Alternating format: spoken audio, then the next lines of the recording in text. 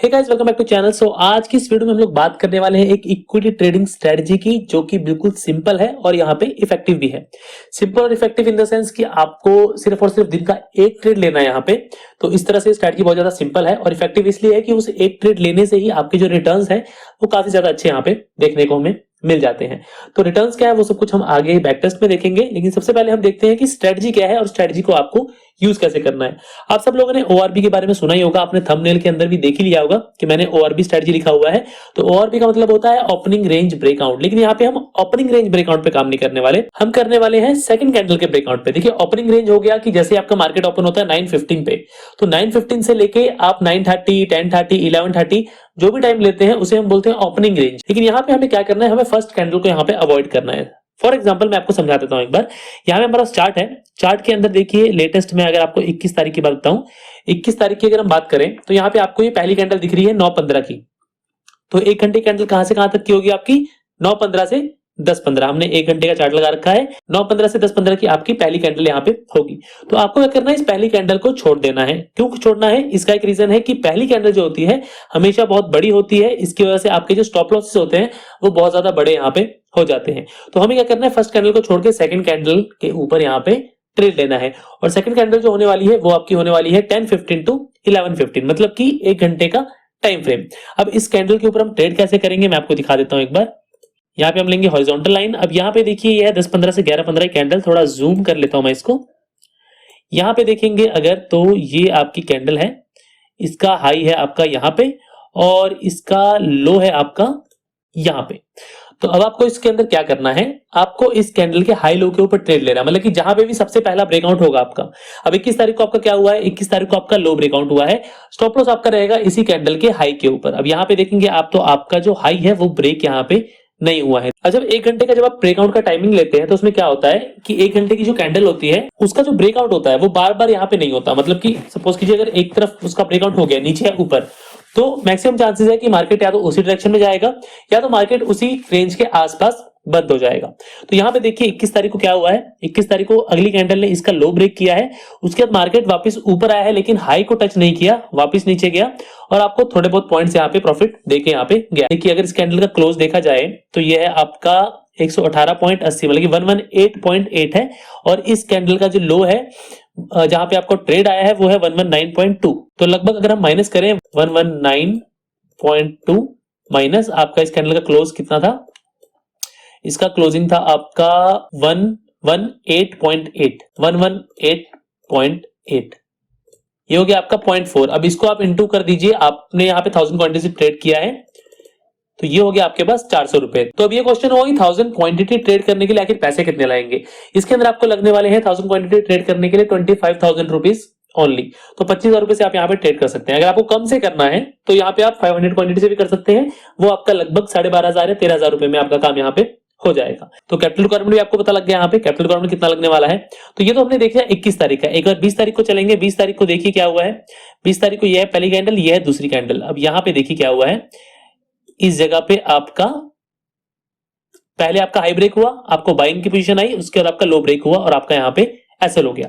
Next day चलेंगे, next day है आपका 20 तारीख, 20 तारीख हो गया, उसके पहले 19 तारीख।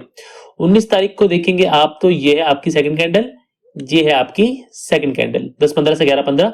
इसके अंदर आपका यहां तक ट्रेड नहीं आया, 1:15 पे ट्रेड आया है और उसके बाद मार्केट ने यहीं पे आपकी क्लोजिंग दे दी है। ऐसा नहीं हुआ, लेकिन मार्केट ऊपर गया और कुछ लॉस के अंदर आपको यहाँ पे ट्रेड अपना बंद करना पड़ा। इसके बाद अगर आप देखेंगे तो है आपका 18 तारीख। 18 तारीख को भी अगर आप देखेंगे तो कैंडल आपकी ये है और ये है, ये आपकी सेकंड कैंडल, इसका लो ब्रेकआउट हुआ और यहाँ पे देखेंगे आप तो यहाँ पे आपकी क्लोजिंग हुई है। तो मतलब कि आपको लगभग यहाँ पे भी 16, 17, 18 2 पॉइंट का यहाँ पे लगभग प्रॉफिट मिला है। अभी यहाँ पे अगर हम देखें टोटल बैक टेस्ट इसका पिछले 4 सालों का कि 4 सालों में स्ट्रेटजी ने कैसा परफॉर्मेंस दिया है, तो वो है यहाँ पे आपके सामने ये रहा।